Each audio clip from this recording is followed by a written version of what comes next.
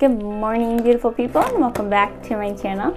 So today's video we're going to be talking about menstrual cups, and I know that can be a little bit of a taboo subject for some people, but guess what, this is 2021, so we're just going to get over it. Okay, so I just want to preface this by saying I am not a medical professional, so please consult your medical professional if you have any further questions. This is just me speaking from my experience and the research that I've done, but without further ado, let's jump right into the video. So there are a few things that you need to look for when you're searching for a period cup. And the first thing is the size. There are usually two different sizes. The names of the sizes will vary from different companies, but basically one size is for first-time users, light, heavier flow, and if you haven't had children vaginally. Second size is if you have had children vaginally, you have heavier flows, and you're a more advanced cup user, I guess you could say. So that's the first thing to look for. The second thing is the type of silicone. So there are going to be two different kinds of silicone. There are going to be a firmer kind, and it's going to be a little harder to pinch, or there's going to be a softer kind, like this one that I have. You see how easy it is to squish, so it's a softer silicone. That's also one thing that you want to look in the cup as well. Read reviews, do research, look on the websites, all that kind of stuff, and you'll see what other people are saying about the type of silicone that it is. So just make sure it's medical grade, and if it has a softer or harder silicone, it's just personal preference, but from my experience, the softer silicone is easier to squish and get in there and then pull out as well. So the third thing is holes on the cup.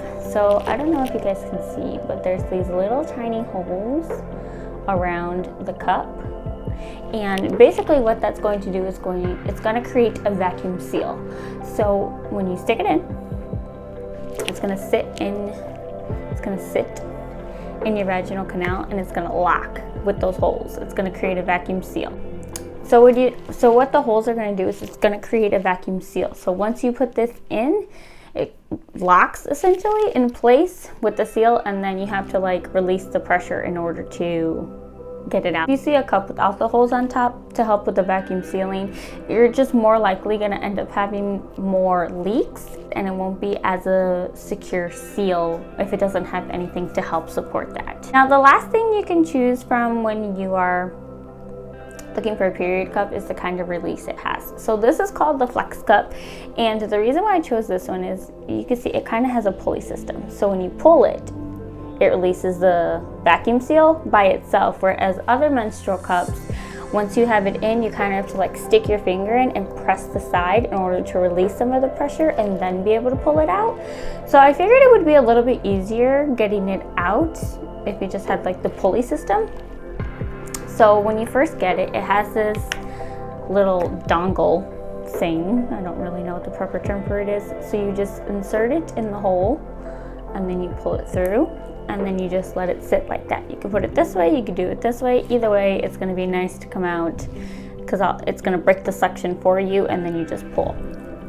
With other cups, I wouldn't recommend pulling straight down on your cup like that without breaking the seal, because it's going to hurt, and then you're not going to want to try again.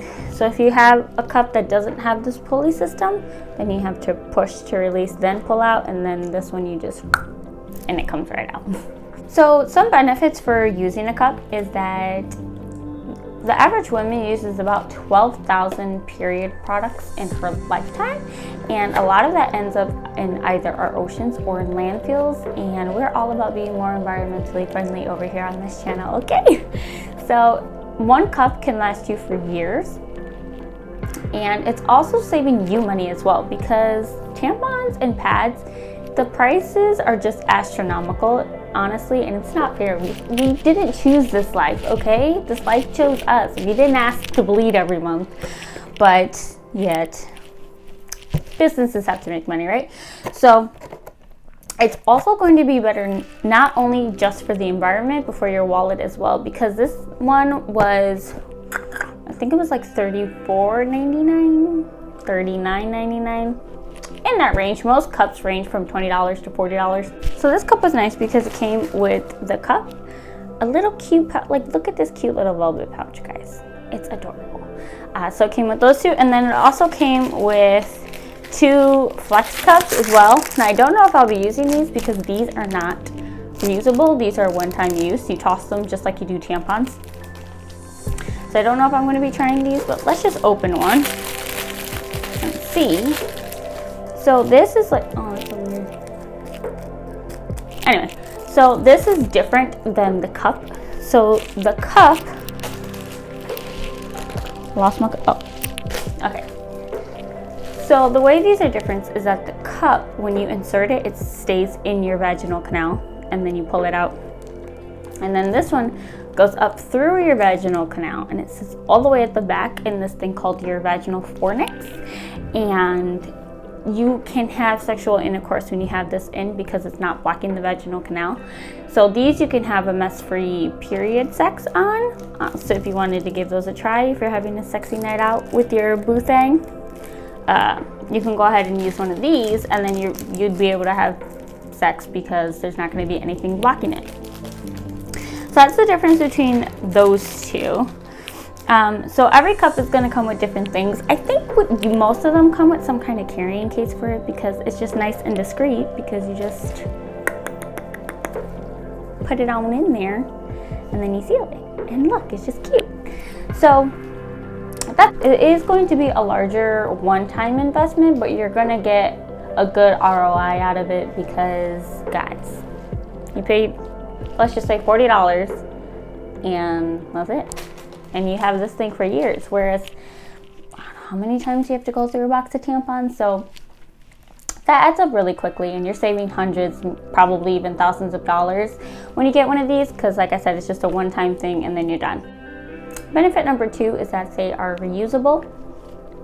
Benefit number 3 is that there are studies that have been done comparing cramps in women that use period cups and cramps with women that use either pads or tampons, and it seems to be that people who used to have really bad menstrual cramps would get a period cup and a lot of their period cramps would subside or disappear completely.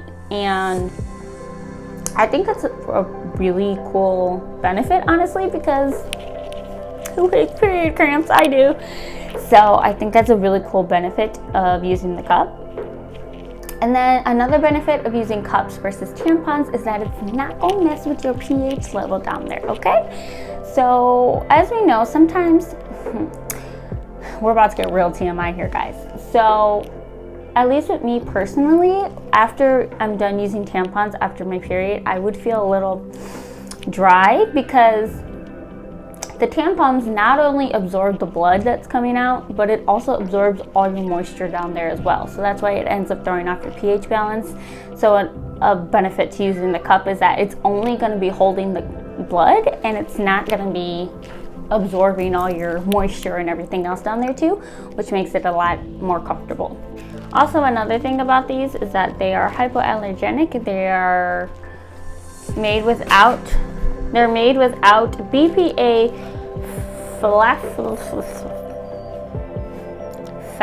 whatever I'm gonna put on the screen, or natural rubber latex, which is nice for people who have latex allergies. They'd be able to use one of these. It's just 100% medical grade silicone. And then I wouldn't say this last thing is a benefit, but I think it's just a really cool observation is that my period shortened when using a cup. I don't know what it is. Maybe it takes more blood. I don't really know. But one, I thought this thing was gonna be like full the very first time, and then I was like, oh, like I'm gonna have to change this thing all the time. But like the first time I took it out, it was up to like here. Okay, like there was barely anything in it. And then my period, I only bled heavy. Like my first day is like a super light one. And then after that is when the heavier blood comes, and I only bled heavy for 4 days, which is short for me because my periods used to be 7 days long. It's a fun time. So it actually, I don't know if that was just like a fluke or if that's like a common occurrence for other women too, but yeah, I definitely bled for a shorter amount of time than I did when I was using tampons. So the only negatives that I found from using a period cup were it's a learning curve, but just like how you learn how to put in a tampon, you'll learn how to do the period cup. And then 2, I chose a black one for this reason, but there are ones, But there are period cups that are clear and they can stain over time. Guys, it's capturing blood, okay? It is gonna end up staining over time. So if you get a darker or colored one, you might not notice it as much, which is why I like the black one, because that won't really be a thing. And they're still usable if they're stained. They're just stained. It just happens. Let's just go over the rundown of how to use one of these bad boys. So when you get it, it's like this, right? With the little dongle hanging out. You wash it with cold water and mild soap or unscented soap, preferably. And then you take this little thingy and you insert it in the hole again. And you pull it through. So you just fold it in half, or whatever your folding method is. There are a few different ways. You guys can look it up. There's a few different ways that you can figure out how you want to insert it, and you push it up in there. And I've noticed that the higher you push it, the more comfortable it's going to be, and you're not going to feel it. Just like a tampon, if you feel it, then you did not put it in properly. You take it out and start over. And then when it goes through, it'll pop up, and then I just twist it a little bit just to make sure that, you know, that vacuum seal comes out and it's actually in there securely. Yeah, just make sure you create that vacuum seal, and then you're good to go. And then you can wash it in between uses. Just wash it real quick and then put it back in. And then after your cycle is done, I would recommend boiling it for a few minutes to make sure that it is completely sanitized. And then just go ahead and put it in your little bag, and then you're good to go. So the key to getting it in, guys, is to make sure that you are completely relaxed. If you're tense in any way, it's not gonna go in, okay? So if it's your very first time, I would recommend try to put it in while you're in the shower. And just relax or squat over the toilet. And after you're done rinsing it out with cold water, you can run it under warm water for a few minutes, just because it can be a little bit easier to insert when it's warm. And then that's it. Those are my tips for how to use a menstrual cup. And that's it, guys. Thank you so much for tuning in to my video about menstrual cups that absolutely no one asked for.